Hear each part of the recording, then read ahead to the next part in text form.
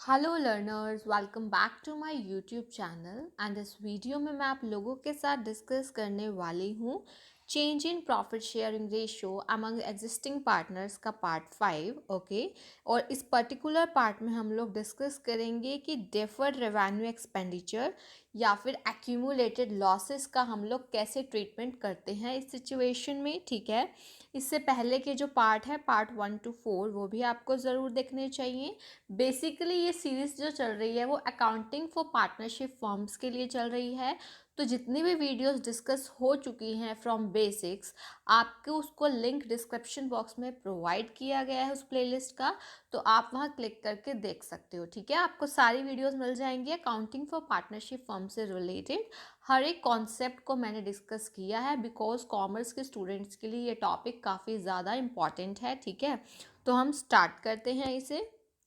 देखो, deferred revenue expenditure आपको meaning clear होना चाहिए। पहले आपने सुना होगा कैपिटल एक्सपेंडिचर, रिवेन्यू एक्सपेंडिचर, और एक और टर्म होती है डेफर्ड रेवेन्यू एक्सपेंडिचर।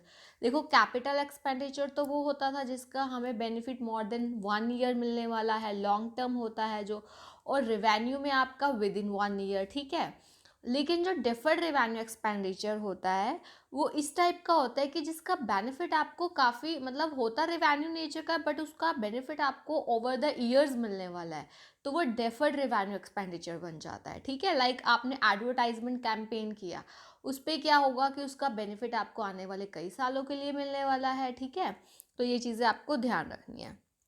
देखो, it is a revenue expenditure which does not bring any asset into existent. देखो, है कोई एसेट तो नहीं है जैसे कैपिटल एक्सपेंडिचर में आती है, बट इसका जो बेनिफिट है is expected to last in more than 1 accounting period. यही जो मैंने आपको बताया।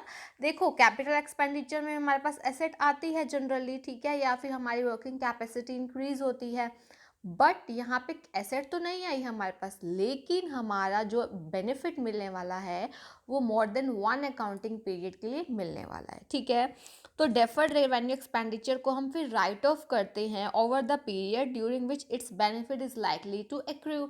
जैसे मान लो आपने 5 लाख लगाया एडवर्टाइजमेंट पे, तो हम क्या करेंगे, सपोज हमने देखा कि हमें ये 5 सालों तक मिलेगा इसका बेनिफिट, तो हम हर साल 1 लाख राइट ऑफ करेंगे। फर्स्ट ईयर किया आपने 1 लाख राइट ऑफ, तो अनरिटर्न ऑफ पोर्शन 4 लाख रह गया, इस टाइप से। ठीक है, तो जब चेंज होता है प्रॉफिट शेयरिंग रेशियो, तो जो डेफर्ड रेवेन्यू एक्सपेंडिचर होता है वो हमारा राइट ऑफ किया जाता है बाय डेबिटिंग। क्या डेट करते हैं, डेबिटिंग क्या करते हैं, पार्टनर्स का कैपिटल और करंट अकाउंट। पता ही है आपको, कैपिटल तब होगा जब फ्लक्चुएटिंग कैपिटल मेथड होगा, और करंट तब जब फिक्स्ड वाला होगा। ठीक है, in the old profit sharing ratio जब चेंज हो रहा है, तो आपको बताया था रिकॉन्स्टिट्यूशन हो रहा है फर्म का, तो पहले जो भी डेफर्ड रेवेन्यू एक्सपेंडिचर जो कि एसेट साइड में हमें अनरिटर्न ऑफ पोर्शन दिखाई देता है, वो हमें राइट ऑफ करना पड़ेगा पार्टनर्स को। ठीक है, अब डेफर्ड रेवेन्यू एक्सपेंडिचर डेबिट है, जब राइट ऑफ करेंगे तो क्रेडिट होगा, पार्टनर्स का कैपिटल और करंट अकाउंट डेबिट होगा। इस चीज़ में देखिए, पार्टनर्स कैपिटल अकाउंट और करंट अकाउंट डेबिट, ये एंट्री होती है to deferred revenue expenditure. Deferred revenue में हमने एग्जाम्पल लिया है एडवर्टाइजमेंट सस्पेंस का। ठीक है, एडवर्टाइजमेंट अकाउंट, तो इसका हमारा क्या है कि हमने डेफर्ड रेवेन्यू एक्सपेंडिचर को राइट ऑफ कर दिया ओल्ड प्रॉफिट शेयरिंग रेशियो में। ठीक है, अब देखो, इसका मैं आपको एक एग्जांपल करवा देती हूँ, आपको अच्छे से क्लियर हो जाएगा जो अभी आपको मैंने बताया। देखो, Hardeep and Sandeep are partner sharing profits in the ratio 4:1। आपको बोला गया है हरदीप और संदीप पार्टनर्स हैं जो कि 4:1 रेशियो में क्या कर रहे हैं, प्रॉफिट शेयर कर रहे हैं। ठीक है, उन्होंने डिसाइड किया टू शेयर प्रॉफिट्स इक्वली, कि फ्यूचर में वो 1 अप्रैल 2020 से जो है प्रॉफिट्स इक्वली क्या करेंगे, डिसाइड मतलब आपस में डिस्ट्रीब्यूट करेंगे इक्वली। तो जो बैलेंस शीट है उनकी 31 मार्च 2020, उसने जो है दिखाया बैलेंस ऑफ एडवर्टाइजमेंट सस्पेंस 20,000। तो ये डेफर्ड रेवेन्यू एक्सपेंडिचर हो गया। तो आपको अगर जो हमारा चेंज हो रहा है प्रॉफिट शेयरिंग रेशियो, इस सिचुएशन में आप लोग क्या एंट्री इसकी करेंगे, देखिए क्या एंट्री हम लोग करेंगे। यहाँ पे देखिए, हरदीप और संदीप दोनों का क्या हो जाएगा, ये डेबिट हो जाएंगे। रेशियो क्या है, 4:1, अमाउंट कितना है, 20,000। तो 20,000 को 4:1 में डिवाइड करते हैं आप लोग, तो हरदीप का बनेगा 16,000, संदीप का बनेगा 4000, टू एडवर्टाइजमेंट सस्पेंस अकाउंट 20,000। ठीक है, आई होप ये आपको अच्छे से क्लियर हो गया होगा। ठीक है, अभी जो मैंने आपको ट्रीटमेंट ऑफ ये बताया था, accumulated profit, reserves, losses, accumulated losses, तो इसके बारे में जो है ये पॉइंट्स जो आपको ध्यान रखने हैं। फर्स्ट क्या है कि reserve, accumulated profit and losses are distributed even if the question is silent. अगर क्वेश्चन में नहीं भी दिया हुआ ना कि मतलब कि आपको इनको डिस्ट्रीब्यूट करना है, तो आप तब भी करेंगे।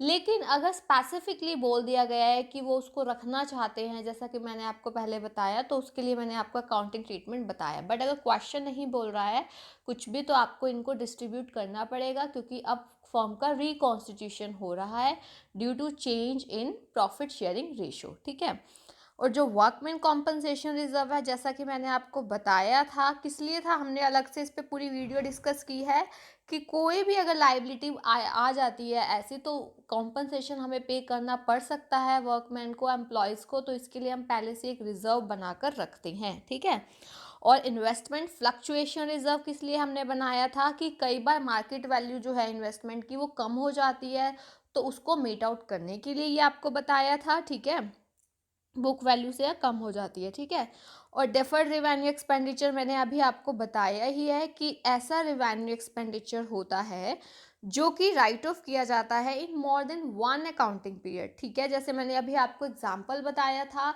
कि 5 लाख है, हम 1 लाख करके उसको राइट ऑफ कर रहे हैं। ठीक है, so deferred revenue expenditure to the extent not written off, जितना हमने राइट ऑफ नहीं किया है वो वाला पोर्शन हम बैलेंस शीट में लेके जाते हैं। जैसे फर्स्ट ईयर में हम 4 लाख लेके जाएंगे, दूसरे ईयर में 3 लाख, इस टाइप से। अब ये एक फिक्टिशियस एसेट मानी जाती है, क्योंकि अब आप एसेट तो है नहीं है ना, मैंने आपको बताया था, ये एक फिक्टिशियस एसेट मानी जाती है, और ये डेबिट की जाती है पार्टनर्स के कैपिटल अकाउंट्स में उनके ओल्ड प्रॉफिट शेयरिंग रेशियो में। ठीक है, उनके ओल्ड प्रॉफिट शेयरिंग रेशियो में at the time of change in profit sharing ratio, जो अभी आपको बताया था। अब एक और चीज़ देखिए, जैसे एक्यूमुलेटेड लॉसेस भी होते हैं कई बार, तो उसके लिए आप क्या करेंगे, देखिए, X and Y are partners in a firm sharing profits in the ratio of 3:2। X और Y पार्टनर्स है एक फर्म में जो कि 3:2 में उन्होंने डिसाइड किया कि to share future profits equally. ठीक है, फ्यूचर रेशियो उनका क्या हो गया, 1:1। On the date of change in the profit sharing ratio, जब चेंज किया प्रॉफिट शेयरिंग रेशियो में, उस डेट पे जो है P&L अकाउंट का जो डेबिट बैलेंस था वो 50,000 था, तो ये लॉस हो गया ना।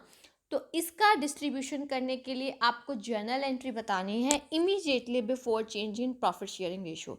अगर यहाँ पे प्रॉफिट होता तो वो क्रेडिट में जाता पार्टनर्स के कैपिटल अकाउंट में, बट ये लॉस है तो उनके डेबिट में जाएगा। तो X capital Y capital to profit and loss old ratio में, ध्यान रखना ओल्ड रेशियो में, क्योंकि before change in profit sharing ratio से पहले की बात कर रहे हैं ना हम लोग।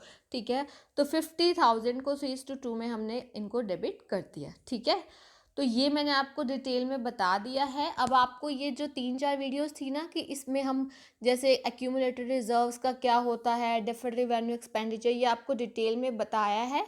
और अगर आपने अकाउंटिंग फॉर पार्टनरशिप फर्म का कोई भी वीडियो मिस किया है तो आपको लिंक प्रोवाइड किया गया है। ठीक है, थैंक यू सो मच। और अगर अभी तक आप लोगों ने सब्सक्राइब नहीं किया है देन डू सब्सक्राइब और बेल आइकन प्रेस कर देना, ताकि आपको अपकमिंग वीडियोस की टाइमली नोटिफिकेशन मिल सके। Thank you so much, keep learning and keep sharing.